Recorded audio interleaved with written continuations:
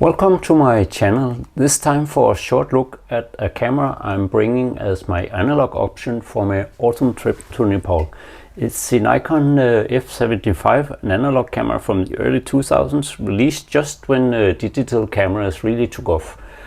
But I'll explain why this highly unnoticed camera, in my opinion, is one of the most incredible analog SLRs ever made.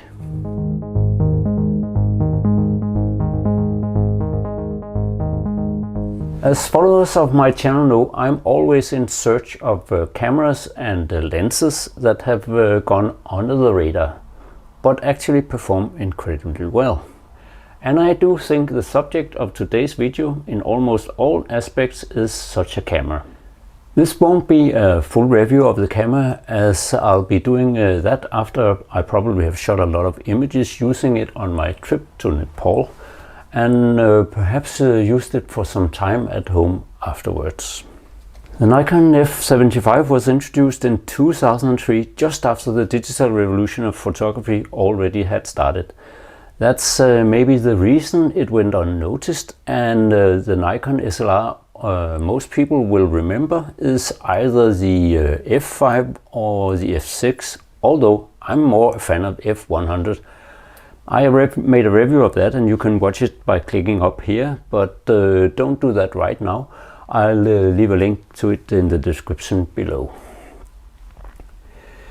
Some, including Ken Rockwell, that I respect very much, has named the F75 the plastic F5 or F6, although that's a bit of a stretch. I'm surely impressed with what is hidden underneath this unassuming plastic body.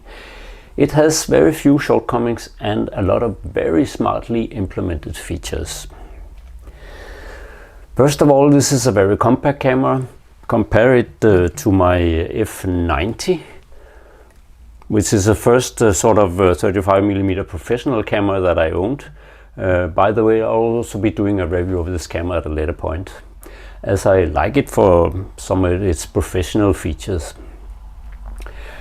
But Nikon got well away with with the plastic build of the F75, as it actually has a metal mount, and the internal casing connecting the mount to the film plane is very robust, and thus there's no problems there.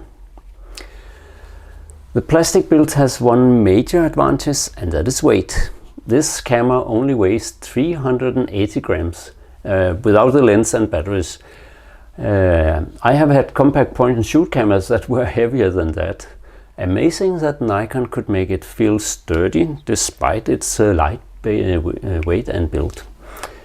Then you might think that this is like some of the cheaper digital SLRs has done away with focus motor and the screw for the older non-motorized lenses. But no, Nikon has somehow even fitted that inside this tiny camera house. Thus, the camera is compatible with almost all Nikon lenses and third-party vendor lenses produced earlier than this camera. Again, a stunning feat in such a small and light body. It has an odd feature that I disliked the first time I met it, but I have come to like it. When you load film, it winds the film all the way to the end. Then shooting it rewinds the shots back into the film canister. Thus, if you by accident open the back door, only the shots that you haven't taken will be ruined. The unexposed part of the film will be ruined, but the shots will be safe inside the canister. One side effect of that is that this camera's status display displays how many images are left and not how many you have shot. One advantage is that no matter what film you have put in, if you forget it, if you used a 24 or 36 exposure roll, you always know how many shots you have left. Your already taken shots are better protected, but it has one disadvantage in that when looking at the film afterwards, the shots are numbered in the opposite direction. So your last shot may be numbered 1 and the first numbered 36.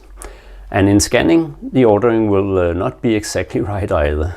Some features that I like especially much is the depth of field button and the status display on top, built-in flash for fill-in flash when shooting portraits on my travels, A lot of easily accessible shooting modes, exposure bracketing, and using the same button, even a double exposure mode.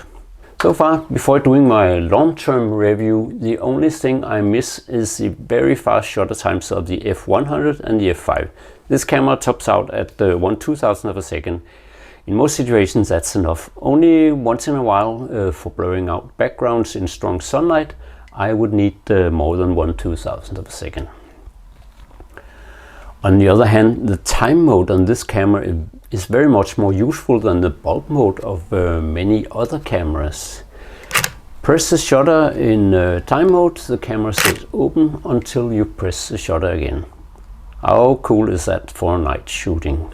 It is powered by two CR2 batteries. As always, I use rechargeable ones, and the camera should last for around 40 film of 36 exposure on a set. Probably not so much on my rechargeable ones, but I'll carry spares for my trip in Nepal. Using these small batteries also help keep the weight down. I hope you like this preview on the Nikon F75. Stay tuned if you want to hear my long-term impressions on this camera, so subscribe to my channel and also hit the like button so others can find this information. Thank you very much for this time, and bye for now.